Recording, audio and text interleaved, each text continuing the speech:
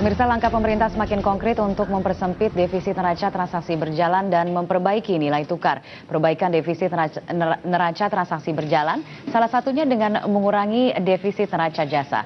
Pemerintah memastikan pembentukan BUMN reasuransi. Sebentar lagi Indonesia akan memiliki BUMN reasuransi raksasa. Proses merger di antara perusahaan reasuransi BUMN kencang bergulir sejak triwulan keempat tahun 2013 yang akan terrealisasi tahun ini. Yang menjadi pemicunya adalah defisit neraca transaksi berjalan yang semakin lebar dan sektor asuransi nasional menjadi salah satu penyebabnya. Otoritas Jasa Keuangan OJK mengungkapkan defisit terjadi akibat ketimpangan antara jumlah premi asuransi yang disebar ke luar negeri dengan pembayaran premi reasuransi ke luar negeri. Tahun 2013, OJK mencatat pembayaran premi reasuransi menyumbang sedikitnya 8 triliun dari total defisit neraca jasa dan rata-rata naik 16,1% setiap tahun. Kondisi defisit ini mencerminkan tingkat perusahaan asuransi yang mampu menangani risiko.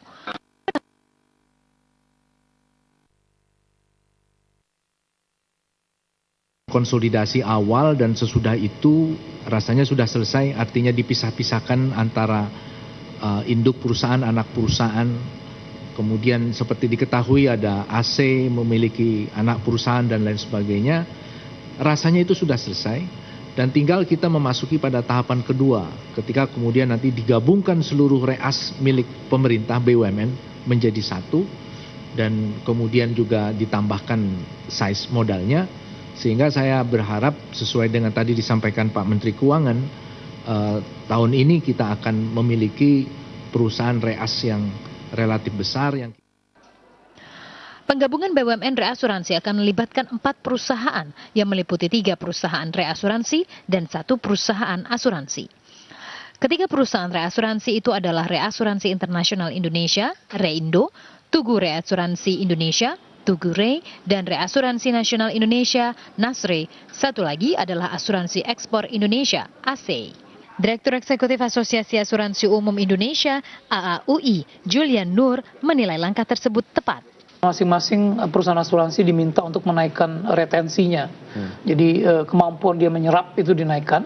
Di sisi lain tentu akan sangat tergantung juga dari pembentukan apa yang dicita-citakan pemerintah untuk membentuk Giant Re yang besar, yang menampung kemudian kelebihan dari retensi perusahaan itu sendiri.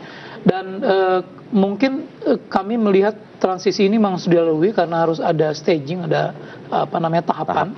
Jadi barangkali tahun ini kita akan melihat akan ada pengurangan, tapi mungkin persentasenya masih kecil. Tahun depan akan terjadi pengurangan lagi, sampai barangkali sekitar 3 atau 4 tahun ke depan setelah kemudian Giant Re-nya yang dicita-citakan pemerintah juga establish dengan baik.